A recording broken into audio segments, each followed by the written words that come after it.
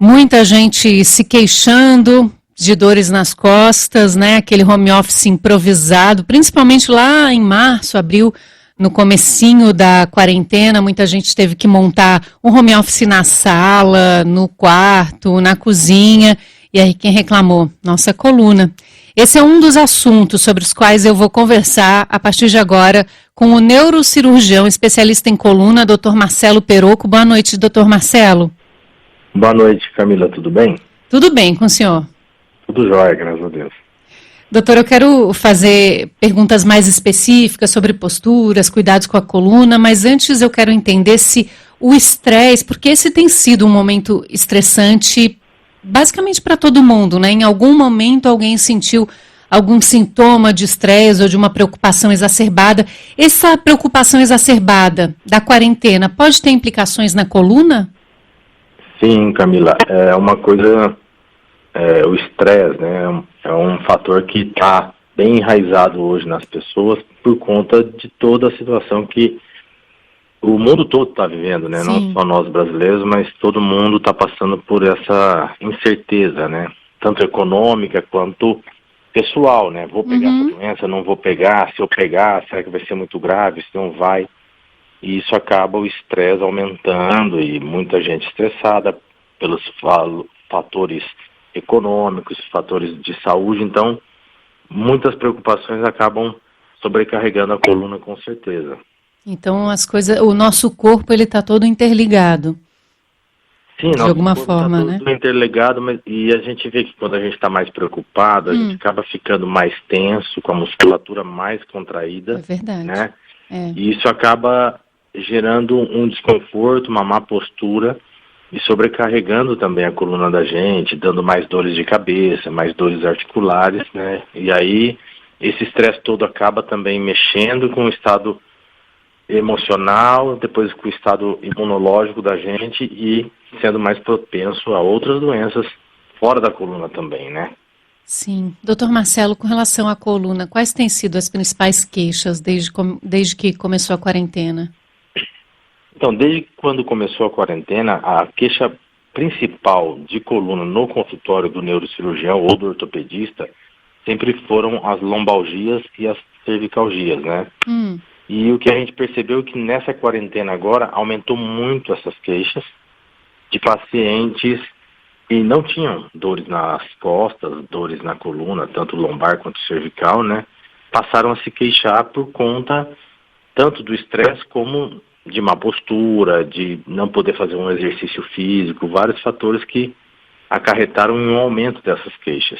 E também a dificuldade, muitas vezes, de encontrar um profissional que estivesse atendendo no começo da quarentena. Verdade. Ficou meio complicado até você passar num médico, né? Verdade. Quando o senhor fala lombalgia e cervicalgia, lombalgia é aquela dor mais localizada mais embaixo, mais na lombar, certo? Isso, assim, a coluna nossa, ela é dividida por segmentos anatômicos, né? Então tem a cervical no pescoço, a torácica na região do tórax e a lombar e depois o sacro. Então essas duas regiões, tanto a cervical no pescoço quanto a lombar mais baixa, são segmentos de maior mobilidade. Então esses segmentos acabam tendo uma propensão maior a lesões e dá essas lombalgias. No caso da coluna torácica, seria uma dorsalgia, que é a coluna dorsal também, né? Mas o mais frequente no consultório do médico especialista em coluna é a queixa de lombalgia. Essa é a queixa maior que tem mesmo. Tem a ver com o nosso estilo de vida, mesmo antes da quarentena, porque o senhor falou que essas sempre foram as principais queixas e agora aumentaram as queixas, mas já que já eram queixas anteriores à pandemia, tem alguma coisa a ver com o nosso estilo de vida dos dias de hoje? As pessoas caminham menos, se esforçam menos, são um pouco mais sedentárias, isso tem a ver com a coluna? Tem a ver porque a coluna sustenta todo o nosso corpo. E aí a pessoa fica mais sedentária, ela acaba tendo um sobrepeso, tendo uma fragilidade muscular por não fazer tantos exercícios, e aí essa coluna acaba ficando mais sobrecarregada. Porque apesar da gente ter a coluna com discos intervertebrais, né, um disco entre cada vértebra para amortecer o peso, né, do impacto, a musculatura toda do corpo acaba auxiliando para manter uma certa tensão nessa coluna. Então, o peso todo do nosso corpo, ele é distribuído por todas as articulações. E cada segmentozinho da coluna é uma articulação. Então, essa distribuição de peso se dá tanto pelas vértebras e pelos discos, como também pela musculatura. Então, assim, essa questão da postura, de ficar sentado errado, de ficar sentado muito tempo na mesma posição, na frente do computador que está mais baixo, que está mais alto, tudo isso acaba gerando alguns estresses de postura que acabam acarretando em mais problemas na coluna. E a pessoa mais sedentária acaba tendo mais crises. A gente tem uma frequência maior de pacientes no consultório que são pacientes mais sedentários. O problema na coluna em si é um problema muitas vezes até genético, hereditário. Mas a gente verifica que pacientes que fazem mais atividades físicas acabam tendo menos crises e menos dores do que pacientes que são mais sedentários. Isso é bem nítido no dia a dia. Uma das nossas ouvintes aqui, doutor Marcelo, a Fátima Morales Sanches, ela diz que na casa dela ela faz o seguinte: para cada 1 hora sentada, faça uns 10 minutos em pé. E ela pergunta se isso ajuda. Isso ajuda porque, assim, você ficar numa postura estática muito tempo, mesmo que seja só em pé ou só sentado, você não muda a musculatura e isso acaba acarretando em maior estresse muscular, consequentemente maior estresse articular. E vai aumentar as dores. Então a gente sempre orienta. Está no escritório, está em casa, não vai ficar 6 horas, 8 horas, 5 horas sentado na frente de um computador ou na frente de uma televisão. Levanta, dá uma volta, 10 minutos, ou fica em pé. Então, assim, muitas pessoas às vezes ficam sentadas horas e horas. E esse ficar sentado, muitas vezes, acaba sobrecarregando mais a coluna. Sim. E a postura sentada também é a postura em que o maior peso está na coluna. Porque quando você está em pé ou caminhando, o peso acaba sendo distribuído pelas articulações. E quando você está sentado, as articulações do pé, do tornozelo, do joelho, do quadril acabam ficando sem estar incluídas nessa distribuição. Então você acaba tendo todo o sobrepeso maior na coluna. Então vai agravando mais ainda a tensão da coluna. Doutor, vamos falar da questão do home office, que a gente sabe, né? A realidade é de que muitos escritórios em casa foram montados de uma hora para outra, de uma forma totalmente improvisada. Lá de março para agora, julho, algumas pessoas já conseguiram se adaptar, mas essa situação de ser tudo muito provisório, muita gente ainda não sabe direito, se monta, se não monta e tal. E aí fica todo mundo improvisando, puxa uma cadeira daqui, uma mesa dali, enfim. Qual é a recomendação que o senhor dá? Vamos começar com relação à mesa. Em geral, as pessoas estão em casa trabalhando no computador. E no laptop, né, que é o computador portátil, que elas conseguiram levar do trabalho para casa, não tem aquele monitor na frente, enfim. Com relação à mesa, o que o senhor pode nos orientar? Então, a mesa tem que ser uma altura adequada para a estatura da pessoa que vai usar aquela mesa. Então, a mesa, ela tem que ter uma altura que a pessoa, numa boa cadeira sentada, o tampo da mesa está na altura dos cotovelos dessa pessoa, né? Então, a pessoa consegue se apoiar numa altura adequada da mesa e o computador nessa mesa, ele tem que estar com o monitor, o centro do monitor tem que estar na linha dos olhos. Pois é, esse é um problema, né, doutor? Porque muita gente está trabalhando em laptop. Laptop é pior para a nossa coluna, né? Com certeza. As pessoas que estão no laptop, o conselho que eu passei para alguns pacientes é ver se você consegue pegar um teclado e conectar no seu notebook e colocar ele em cima de alguns livros, né? Para ele ficar um pouco mais alto, na altura do rosto, e você usar o teclado que você conectou nele. Né? É uma excelente dica. Ao invés de ter um monitor, ter um segundo teclado, então. Sim, porque hoje você ir numa loja ou comprar online um teclado é muito mais barato do que você comprar um monitor. Verdade. Então uma dica seria essa, você comprar um teclado, tem muitos teclados que são até por wireless, né? E aí você colocar o notebook numa altura mais adequada e fazer esse uso. Outras coisas que a gente orienta, que às vezes você conseguir um cabo, né, um cabo HDMI, pessoal da eletrônica pode orientar também o que é um cabo HDMI, você ligar na televisão para ter uma tela maior, né? E você utilizar esse conjunto, que o laptop a gente sabe que é uma ferramenta, assim, mais para poder utilizar, né, assim, num caso emergencial, você está na rua, vai atender um cliente, e hoje em dia, por ser prático de você fechar e botar na bolsa, muitas vezes a gente usa ele no consultório, usa ele no hospital, mas o ideal é você ter realmente um desk, né, o computador de mesa. E muita gente acaba não tendo, né? Muita gente foi para casa, o patrão falou, pega o seu notebook, leva embora para casa, Sim, faz de a maioria casa. das pessoas. Né? Ou então você tem um notebook, tá aqui seu acesso ao sistema da empresa, resolve de casa. Porque foi uma coisa muito repentina, né? No começo de março, muitas pessoas foram pegas de surpresa, muitos bancários, a gente atende muitos pacientes que são bancários, tiveram a surpresa assim, minha agência vai ficar fechada 15 dias. Vou ficar em casa esses 15 dias e vou ficar em home office. Então, muitas dificuldades, assim, em termos de mobiliário, em termos de cadeira, de mesa, né? Assim, alguns pacientes, depois de um tempo, doutor, faz uma carta para mim que o banco vai mandar uma cadeira e uma mesa especial para mim. Então, assim, o pessoal está se adaptando. E as empresas estão com essa preocupação também, né? Tem um ouvinte nosso, doutor, que é seu paciente, o Cassiel Pereira de Souza. Ele escreve assim: Dr. Marcelo Perocco é um excelente profissional. Fui operado de hérnia de disco. Graças ao Dr. Marcelo, acabou o sofrimento. Gratidão para sempre, escreve ele. Obrigado. Ele é um paciente querido. A gente acaba entrando na história do paciente, né? Porque um é bancário, o outro é mecânico, o outro é professor de alguma coisa. Tem colegas médicos também que pela postura, muitos dentistas, às vezes, até pela postura na cadeira do dentista, acaba tendo um problema na coluna, e a gente atende muitos dentistas também, muito coluna cervical, então, e o Cassiel é um paciente que estava no consultório com frequência e resolveu fazer a cirurgia, a gente tem um carinho especial por ele também. Ai, que legal. Bom, senhor, eu já perguntei para o senhor com relação à mesa, e você deu a dica a mesa está na altura dos cotovelos, deu essa dica excelente também com relação ao monitor, se não conseguir ter um segundo monitor para o notebook, ter um segundo teclado e aí elevar o notebook, achei excelente a dica. E agora com relação à cadeira, como é que a coluna deve estar posicionada na cadeira em que a gente senta? Ela deve estar totalmente encostada, por exemplo?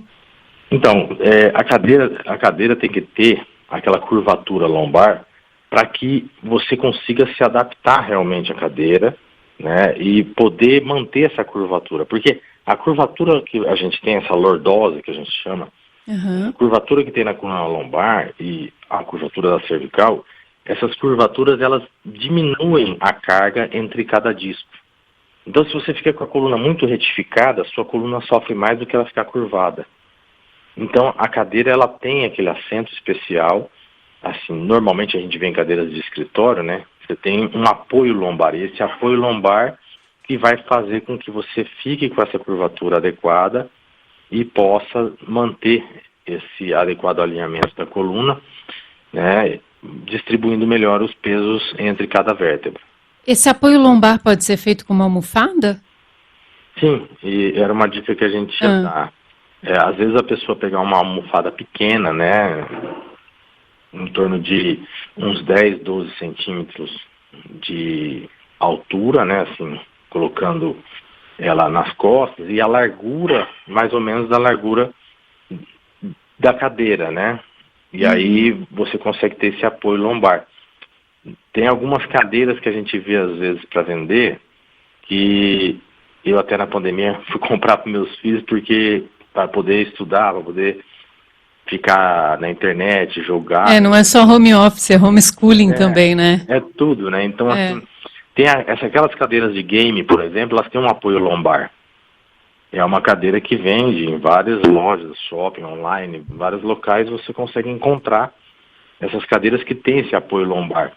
Então, assim, ou você improvisar, ou se for possível, lógico, a gente sabe que é um momento também de estresse econômico, não dá às vezes para você comprar uma cadeira, mas muitos estudos mostram que a tendência é aumentar o home office. Então o ideal é a pessoa ter um home office em casa, né? Começar a se preparar aos poucos, de acordo com a possibilidade de cada um, para poder ter um ambiente de trabalho dentro de casa, né?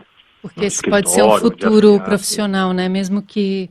Porque hoje em dia tudo é muito compacto. Às vezes a gente não consegue ter um escritório, uma sala para estudo ou para trabalho, mas de repente ter uma cadeira adequada ou um adaptador para você poder se adaptar ao máximo para também não sofrer, porque às vezes acaba não fazendo um investimento num local adequado para trabalhar e depois gasta para arrumar um problema de saúde que é muito pior, né? Sem dúvida, sem dúvida. As cadeiras devem ter braços, e aí no caso se o senhor responder que sim, em que altura deve ficar posicionado o cotovelo, por exemplo, o punho? O nosso braço, ele não deve ficar nem muito flexionado, nem muito esticado. Ele tem que ficar com o apoio do cotovelo. O ideal é ter o apoio. Tá. E esse apoio, ele tem que estar na altura que você está sentado, entre o nosso ombro e o cotovelo. Ele tem que apoiar confortavelmente esse braço no apoio, sem você ter que ficar abaixando um lado ou o outro assim para alcançar os apoios, né, de braço, e nem eles ficarem muito altos, porque se ele ficar muito alto acaba sobrecarregando às vezes o ombro. Verdade. Então o ideal é você ficar com o apoio de braço numa altura que seja o comprimento do seu braço mesmo, né, em que você consegue ficar com o braço e o antebraço em 90 graus. O senhor vai falando essas coisas, eu imagino que, como a gente está fazendo aqui no estúdio, não só eu, o Vinícius Custódio aqui na produção, imagino que o ouvinte vá começando a se corrigir em casa, né? Não, sim, a gente também, a gente vai falar, aí a gente acaba vendo nessa cadeira que eu estou sentado aqui, eu estou tendo que me posicionar um pouco melhor, né? Então, é uma coisa que, é uma situação assim, né, diferente, que a gente nunca pensou assim, eu tenho que ter uma cadeira adequada para me sentar no trabalho, para não estressar minha coluna, não me machucar. Na empresa, muitas vezes, as grandes empresas já pensam nessa questão de ergonomia no trabalho. Os escritórios de arquitetura já montam os escritórios com cadeiras adequadas, que os funcionários conseguem ter isso. Mas tem muitas empresas que não têm essa tecnologia, e tem muitas empresas que ainda têm essa mentalidade de ainda não tornar isso necessário, achar que isso é uma coisa assim supérflua. Né? E não é, né, doutor? Porque um funcionário que trabalha num ambiente confortável, ele vai sentir menos dor. Além de trabalhar com maior bem-estar, ele também vai correr menos risco de ter que se afastar por um problema de saúde, por exemplo, né?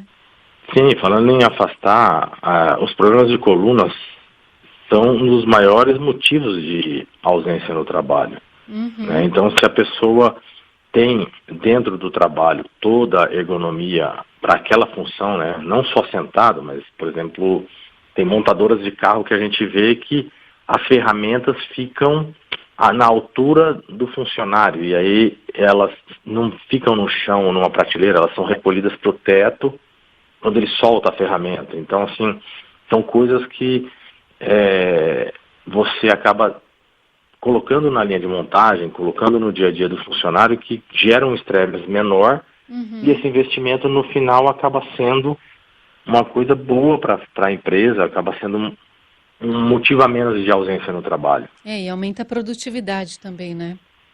Com certeza. Tem uma pergunta parecida. O funcionário falta, né? E aí perde um dia de trabalho. Às vezes é um funcionário bom, que faz uma produção boa para a hora de trabalho dele, e naquele dia ele não vai. Tem uma pergunta, uma colocação parecida aqui de duas pessoas, doutor. Tem o Luciano Dávila de Porto Alegre, ele disse que está passando roupa agora. Lembrei daquela dica de colocar algum objeto que forme um degrau para alternar a colocação de um dos pés e aliviar a tensão na coluna. Ele pergunta para o doutor se confere, e também é isso que o José Aparecido Rosa Alves pergunta, se o apoio para os pés ajuda. Ajuda. Ajuda por conta dessa questão articular. Você não manter ela nem esticada demais, nem flexionada demais, você tira o estresse articular. Então, o apoio dos pés, você acaba alternando as pernas, e isso sobrecarrega menos a articulação. Então, você tem uma postura em que você não fica na mesma postura estática horas ou minutos, né? Então, nessa situação em que você consegue ter um apoio de pé, você consegue alternar os pés, também sobrecarregando menos aquelas articulações.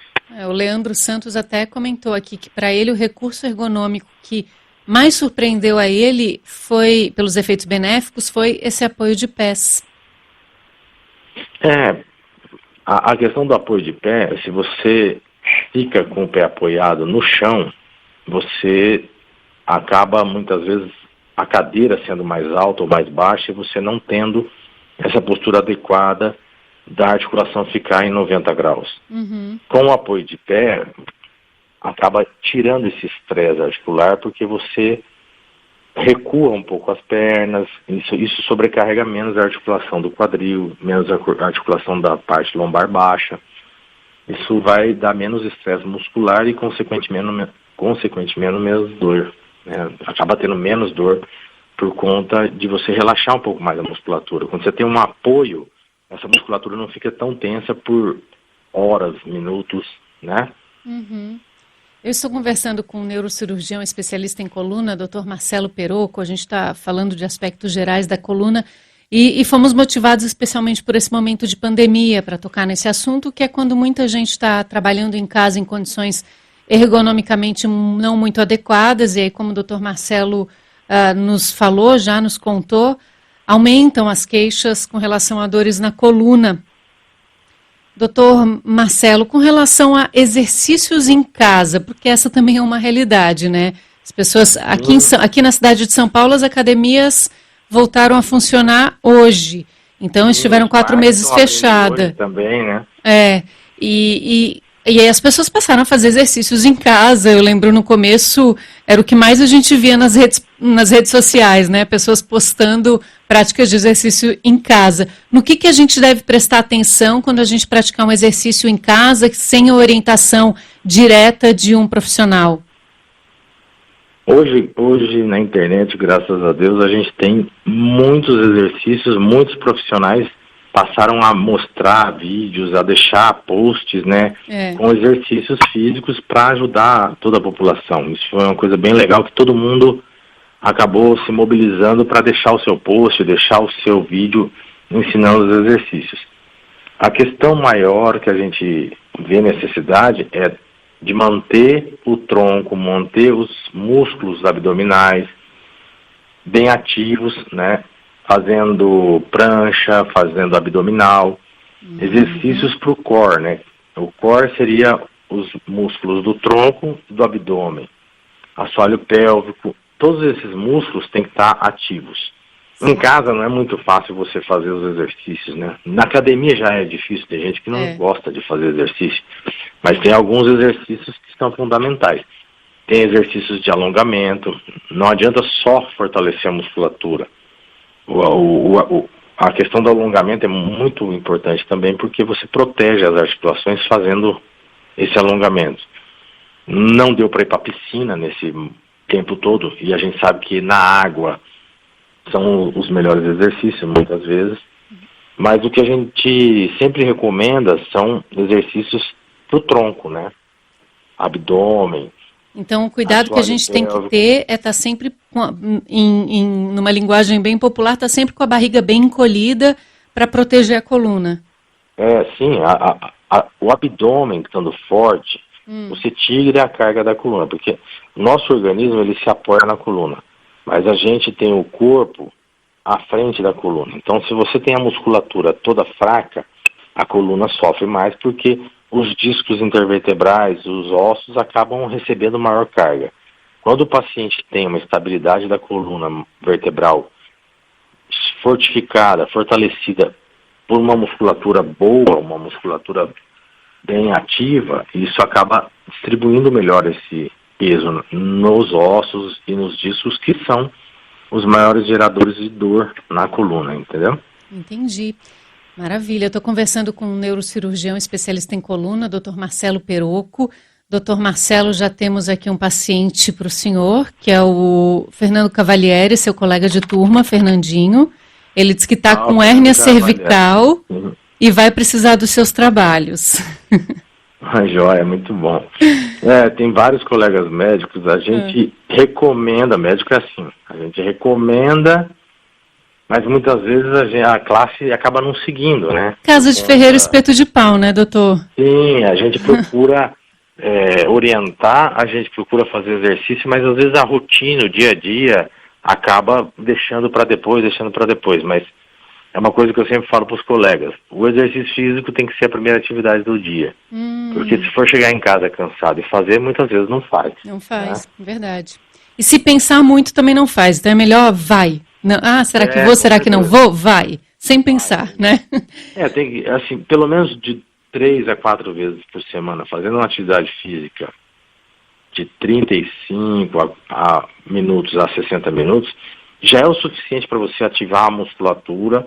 Isso estiver associado a uma boa alimentação, balanceada, sem muitos exageros, né? Não dá para cortar nada de alimento. Pessoal, não come doce, não come gordura. Eu acho assim, a gente tem que comer de tudo, mas sempre tudo muito bem balanceado para não ter exageros, né? Então, você fazendo uma boa atividade física e mantendo uma boa alimentação, você acaba conseguindo balancear melhor as coisas. Doutor Marcelo, eu vou pedir a gentileza para o senhor continuar conosco na linha. Eu vou fazer uma paradinha agora para a gente se atualizar com as notícias do repórter CBN. E na volta eu tenho uma pergunta da Isaura para passar para o senhor, pode ser? Sim, pode ser sim. Eu volto aqui no CBN Noite Total, depois de você ficar por dentro de um resumo das principais notícias desta segunda-feira. Seguimos por aqui na companhia do neurocirurgião especialista em coluna, Dr. Marcelo Perocco.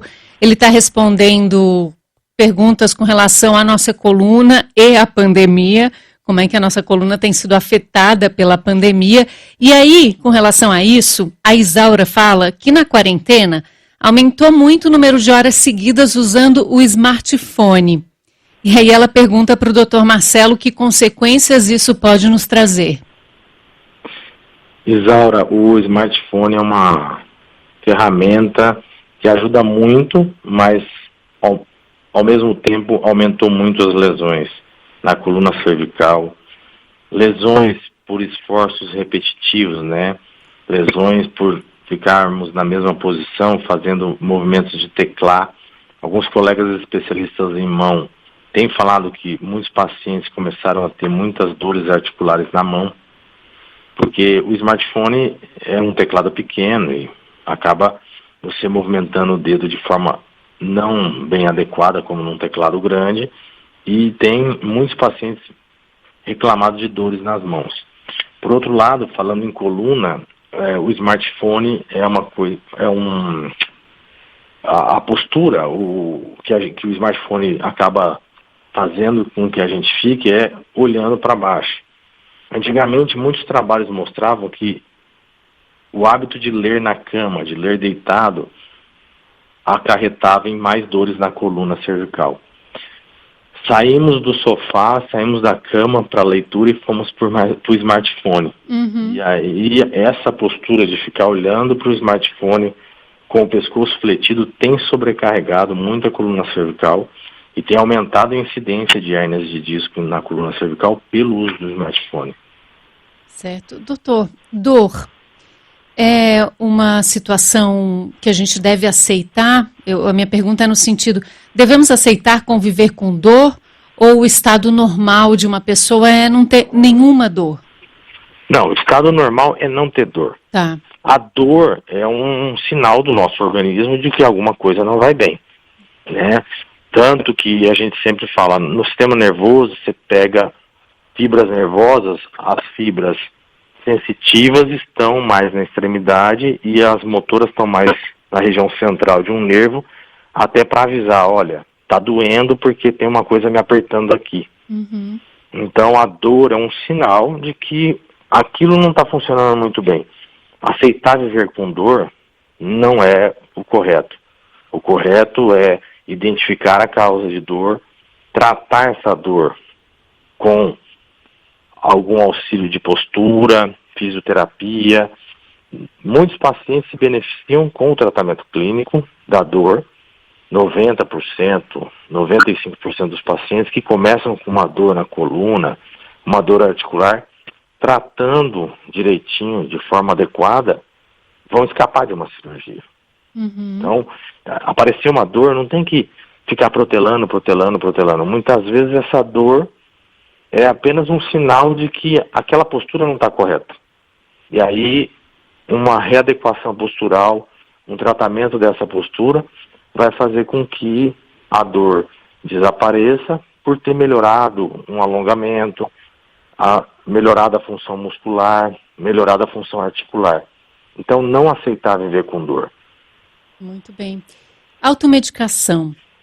O senhor recomenda que as pessoas tomem, por exemplo, um relaxante muscular quando sentirem uma dor mais leve? Porque os relaxantes musculares, eles estão disponíveis na boca do caixa, né? Em qualquer farmácia a gente vai e tem lá disponíveis para a gente já contando quais são os benefícios do uso deles. Qual é a sua opinião com relação a isso, doutor? Eu acho que a automedicação acaba sendo um recurso rápido para o paciente que precisa aliviar uma dor e não vai conseguir, às vezes, de imediato uma consulta ou passar com um especialista até fazer um exame.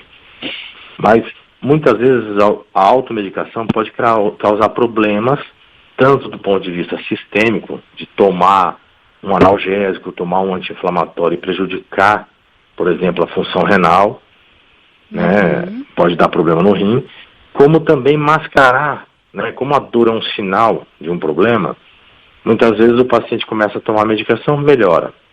Passa alguns dias, volta a doer, toma medicação.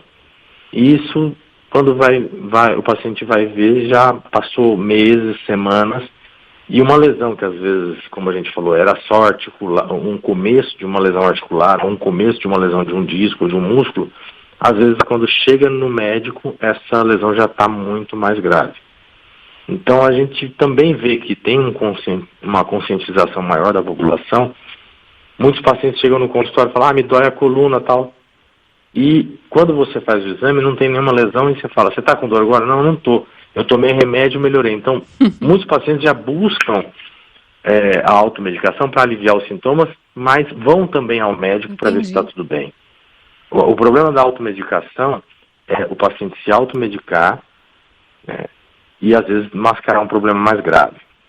Quando é uma automedicação, assim, numa urgência... Pontual, né?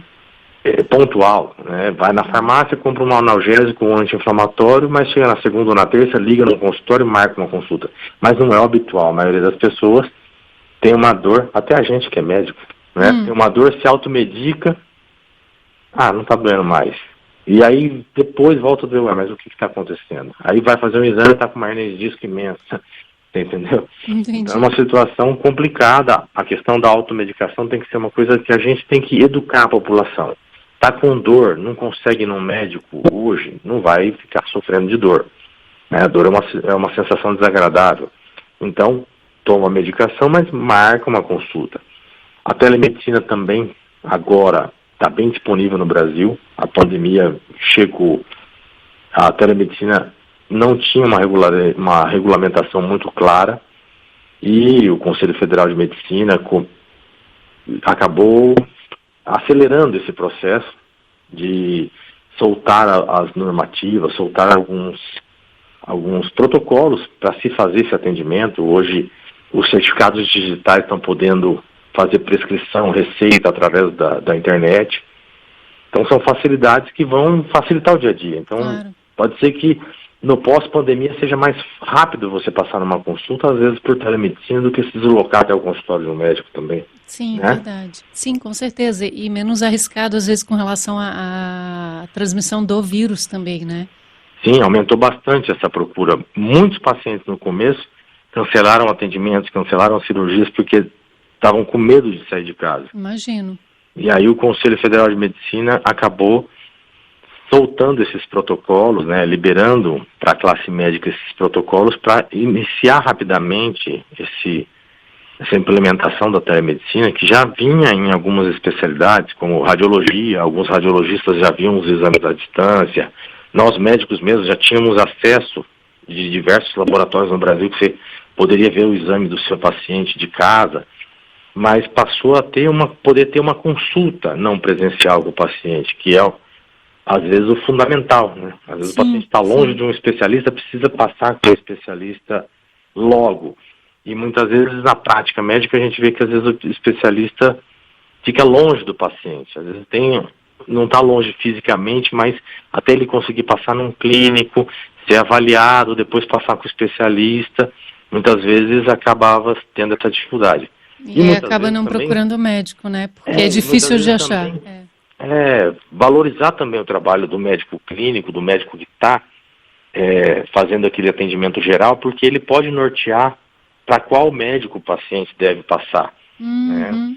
Fazer uma consulta com um clínico, está voltando muito o médico da família, né? Ele, igual tinha antigamente, o clínico geral, que atende todo mundo da família e fala, você tem que fazer esse tratamento, e não a gente ficar só com receita de bolo, seguindo o que está nas revistas, o que está na televisão, e sem ter um amparo médico também, né? Sim. O Reinaldo Antônio, ele mandou uma mensagem aqui pra gente, o doutor, falando assim: caí do telhado, quebrei 2 vértebras da coluna, hoje sinto muitas dores no braço esquerdo. E ele quer saber se o senhor acha que tem a ver a dor no braço com essas vértebras que ele quebrou na coluna. Depende do segmento que ele fraturou. Às vezes ele teve alguma fratura, achatamento de coluna torácica ou de coluna lombar, isso não vai afetar o braço. Mas se ele tiver uma fratura, uma sequela de uma fratura, né, uma cicatriz, falando popularmente para as pessoas, né, uma sequela seria assim, uma cicatriz e uma fratura em que um pedacinho de osso está comprimindo um nervo que vai para o braço. Isso vai gerar dor. Então, sempre é bom um exame de imagem. Eu sempre falo, tem dor na coluna, está irradiando para algum dos membros, tem que fazer um exame de imagem. Às vezes, um simples raio-x vai mostrar que tem uma perda de altura entre uma vértebra e a outra, correlacionando com as outras, ou um pedacinho de osso, que a gente, na parte médica, chama de osteófito, que seria uma formação óssea, que popularmente é o bico de papagaio. Né? Às vezes está ali comprimindo um nervo. Então, no caso dele, por exemplo, como a gente não sabe o segmento que ele fraturou, às vezes aconteceu dele ter uma fratura e esse probleminha da fratura cicatriza a fratura de uma posição do osso que pinça, né? Comprime um nervinho. E aí dá dor no braço.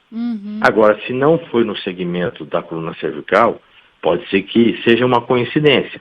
Outra coisa são as hérnias traumáticas. Às vezes ele teve uma queda, fraturou 2 vértebras na torácica ou na lombar e acarretou em ter uma fraturinha ou uma hérnia de disco traumática no segmento cervical.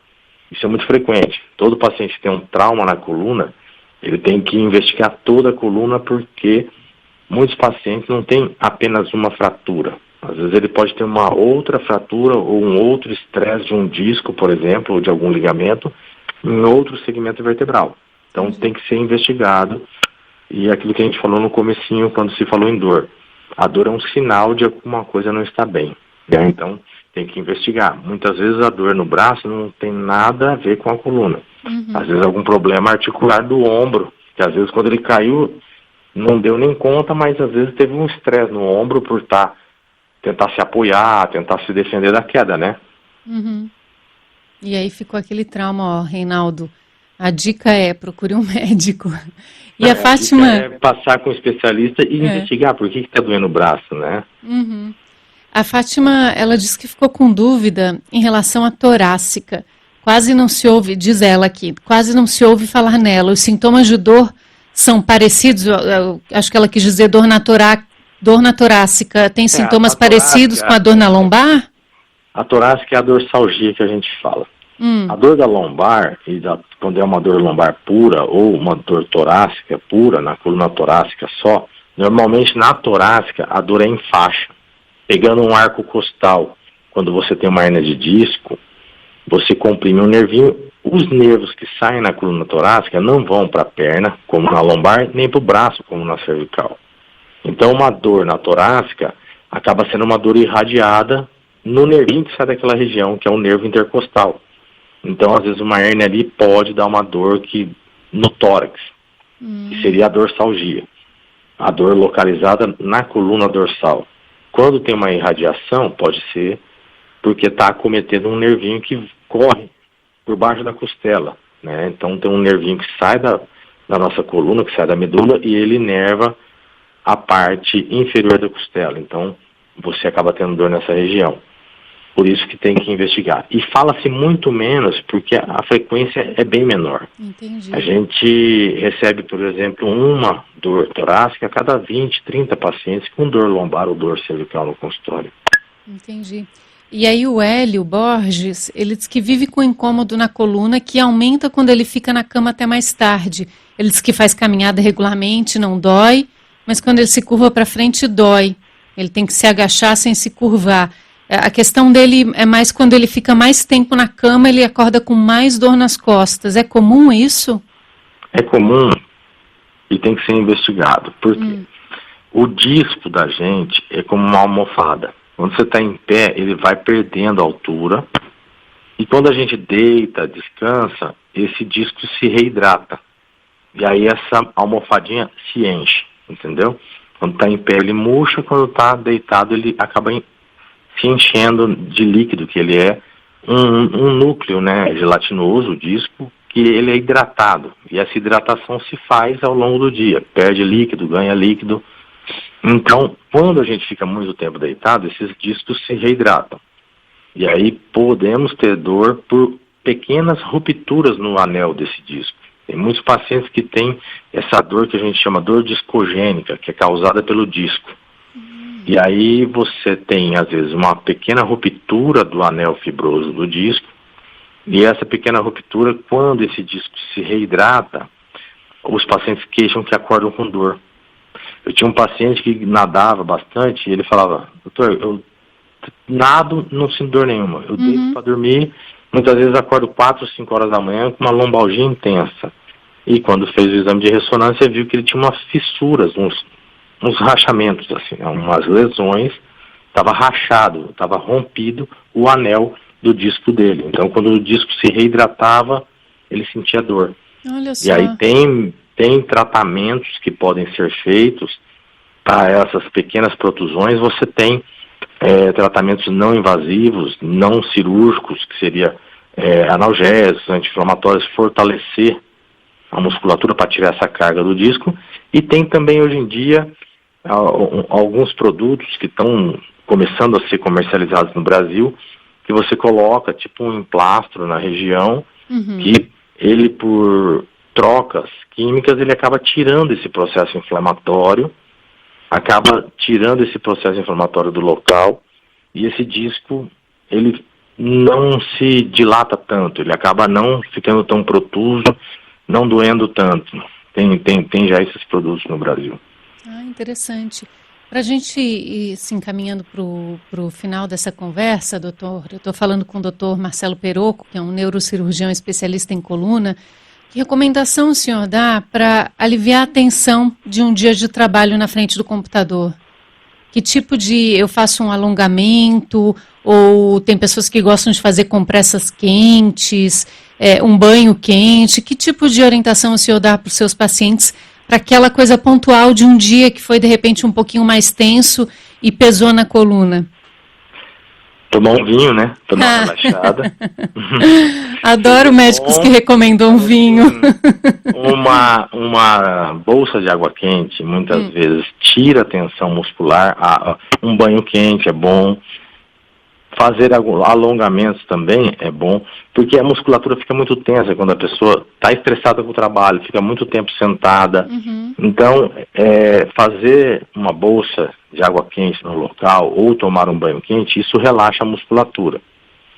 Mas pensar também que um alongamento também vai ajudar. Se puder associar de caminhar, quem consegue às vezes dar umas caminhadas no condomínio ou dentro de casa, os parques estão se reabrindo, né? Então a gente poder aumentar as atividades físicas. Eu falo aos meus pacientes, se não conseguir caminhar 1 hora, caminha 20, 30 minutos de manhã, 20, 30 minutos mais no final do dia, né? Então tentar, pelo menos umas 4 vezes por semana, caminhar. Porque a caminhada é um dos melhores exercícios para a coluna, por fortalecer toda a musculatura do assoalho pélvico, do quadril.